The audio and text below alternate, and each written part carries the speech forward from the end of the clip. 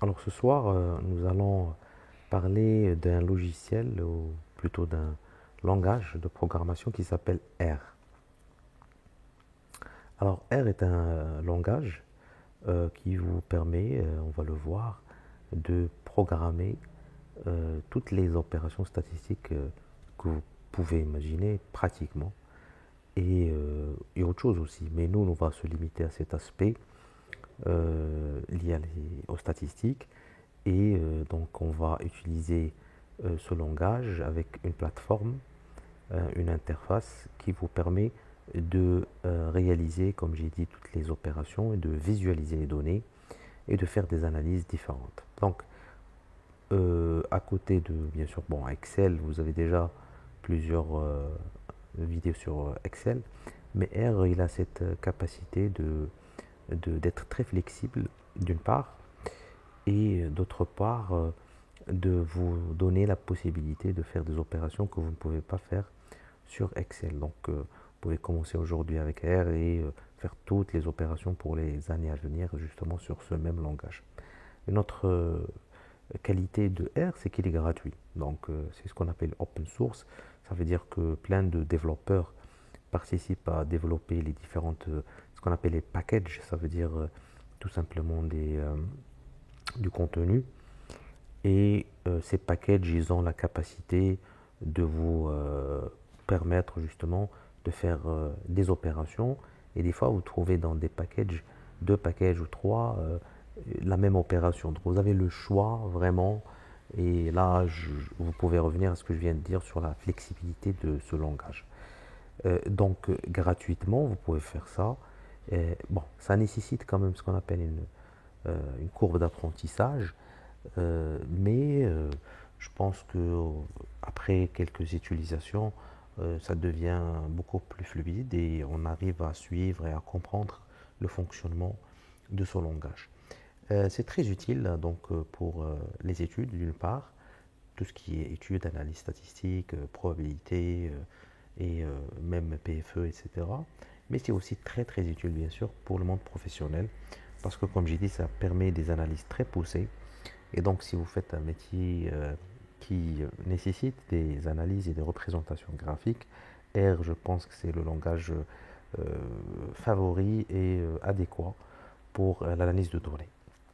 Donc, pour télécharger ce langage, vous allez sur cette adresse, je vais mettre ça sur la description. Donc, vous passez directement sur cette URL et vous choisissez si c'est pour Mac OS ou Windows. Moi, je vais faire mes tutos sur Mac OS parce que j'ai un Apple, mais sur Windows, c'est la même chose, l'interface, vous allez voir, c'est similaire. Donc, voilà.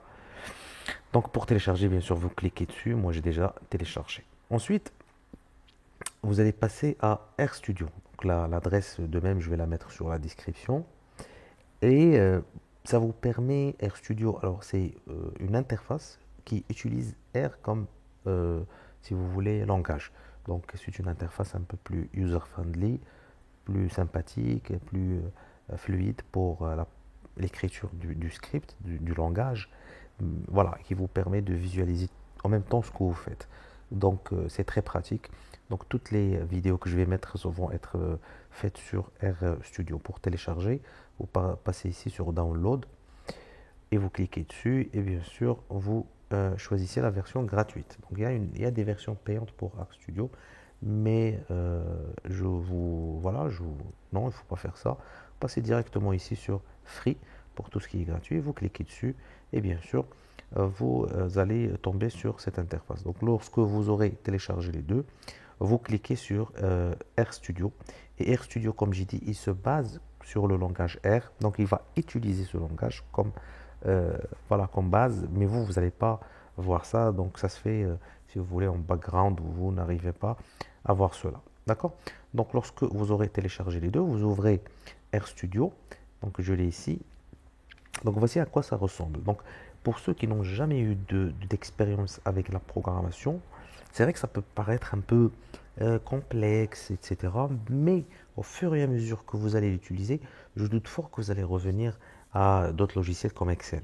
parce que ça devient plus familier et ça vous permet, comme j'ai dit, de faire beaucoup de choses et avec une grande flexibilité. Donc, pour expliquer brièvement comment ça marche, alors ici vous avez quatre fenêtres, d'accord. La première fenêtre à gauche, c'est là où on va mettre le script. Alors ici, par exemple, je vais mettre a égale, ça veut dire la définition.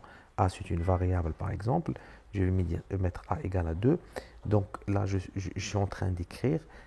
Pour confirmer ce que j'écris, je vais juste taper ici, j'ai un Mac sur commande entrée ou bien sur contrôle entrée si vous avez un Windows. Donc si je fais ça, regardez, qu'est-ce qui se passe? Alors en bas, environnement, donc là vous avez la variable qui a été créée.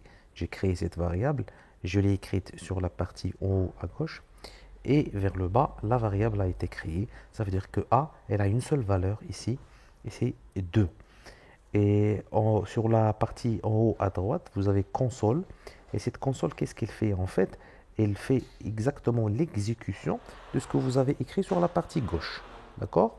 Et donc nous allons travailler généralement sur cette partie gauche pour écrire tout ce que nous souhaitons, comme ce que je viens de faire ici. Je viens de créer une variable à une seule valeur, une variable quantitative discrète.